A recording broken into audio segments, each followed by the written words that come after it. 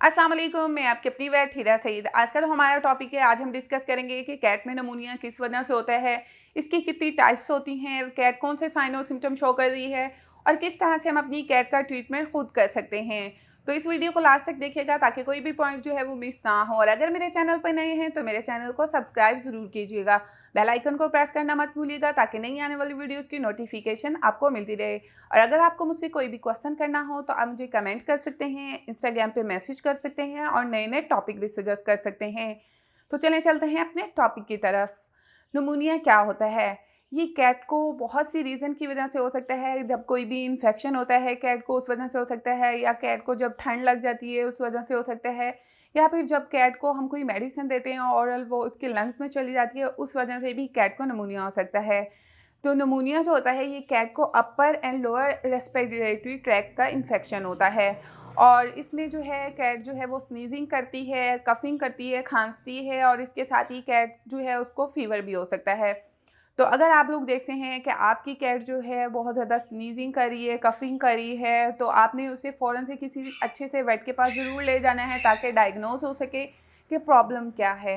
क्योंकि डायग्नोज़ होगा तो ही हम उसकी ट्रीटमेंट भी कर सकते हैं। लेकिन अगर आपके घर के पास कोई वेट नहीं है तो आप उसका ट्रीटमेंट खुद भी कर सकते हैं। मैं वीडियो को लास्ट में कुछ मेडिसिन बताऊँगी जो कि आप अपनी कैट को दे सकते हैं।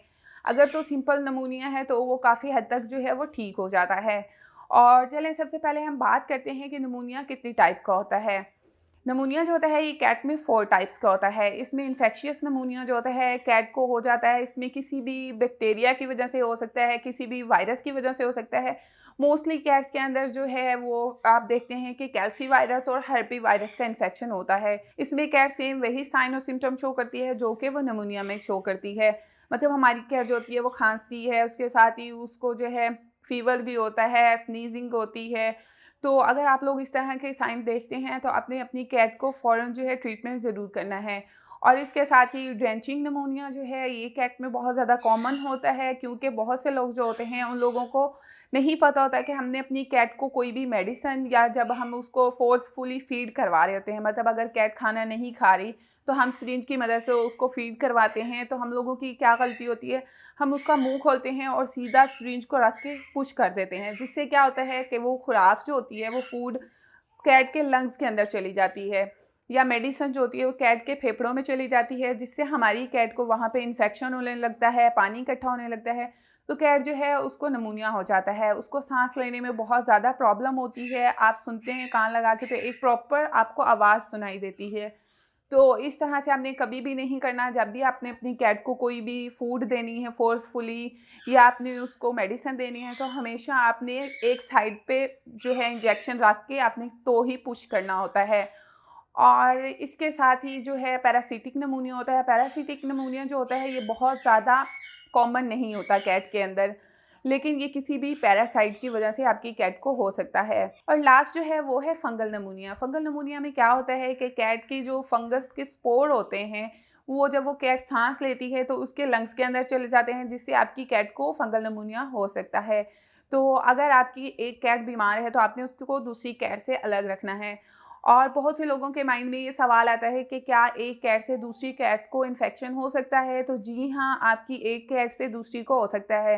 क्योंकि हम लोगों को सम टाइम नहीं पता होता कि ये वायरल है, ये बैक्टीरियल है, या सिंपल जो है उसको ठंड लगी है। तो इससे क्या होता है कि हमारी एक कैट से दूसरी कैट को भी हो जाता है। जैसे इंसानों में होता है कि अगर एक इंसान बीमार है तो उसके साथ दूसरा भी बीमार होने लगता है। तो आप लोगों ने क्या करना है, अगर आपकी एक कैट बीमार है तो आपने उसको अलग कर लेना है बाकी तमाम कैट से, और उसके खाने के बर्तन भी आपने अलग रखने हैं। और इसके साथ ही हम लोग ये डिस्कस करते हैं कि किस तरह से हम अपनी कैट को निमोनिया से बचा सकते हैं। इसमें आपने क्या करना है, आपने अपनी कैट को जब भी कोई फूड देनी है तो आपने उसको फ़ोर्सफुली जब फूड देनी है तो आपने सामने से हमेशा रख के सिरिंज को पुश नहीं करना, साइड पे रख के पुश करना है। और उसको जो है जब भी आपने नहलाना है तो आपने उसको सर्दियों में ख़ास तौर पर आपने उसको हेयर ड्रायर से ड्राई ज़रूर करना है, और उसको आपने बाहर ठंडी जगह पे नहीं जाने देना, और उसको बहुत से इन्फेक्शन से अपने बचा के रखना है। और अपनी कैट की आपने वैक्सीनेशन जो है वो ज़रूर करवानी है ताकि हमारी कैट जो है बहुत से वायरल इन्फेक्शन से बची रहे। और नेक्स्ट हम बात करते हैं कि किस तरह से हम अपनी कैट का ट्रीटमेंट कर सकते हैं। तो सबसे पहले जो है आपने कैट की कंडीशन देखनी होती है कि कैट को क्या प्रॉब्लम हो रही है। तो सबसे बेहतर तो यही होता है कि आप अपने घर के पास कोई वेटनेरियन है तो वहाँ ले जाएँ। इसमें आप जो है अगर कैट के एक्स-रे करवा लेते हैं तो ये बहुत ज़्यादा अच्छी बात होती है। इससे हम देख सकते हैं कि लंग्स में कितना इन्फेक्शन है, क्या प्रॉब्लम है, और इसके साथ ही कैट को ऑक्सीजन लगानी पड़ सकती है अगर ज़्यादा क्रिटिकल सिचुएशन होती है तो। और इसके साथ ही हम अपनी कैट को जो है नेबुलाइज़ कर सकते हैं। इससे क्या होता है कि कैट को साँस लेने में आसानी होती है। और अगर आपके पास नेबुलाइज़ मशीन नहीं है तो आप जो है वो गर्म पानी से भी अपनी कैट को थोड़ी स्टीम दे सकते हैं। और इसके साथ ही कैट को जो है एंटीबायोटिक देनी होती है। उसके साथ जो है अगर बहुत ज़्यादा प्रॉब्लम हो रही है कैट को साँस लेने में तो ब्रोंकोडायलेटर भी देते हैं। लेकिन काफ़ी हद तक जो होता है एंटीबायोटिक काम कर जाती हैं। और इसके साथ ही अगर कैट को बुखार हो रहा है तो बुखार के लिए भी हम उसको मेडिसिन देते हैं।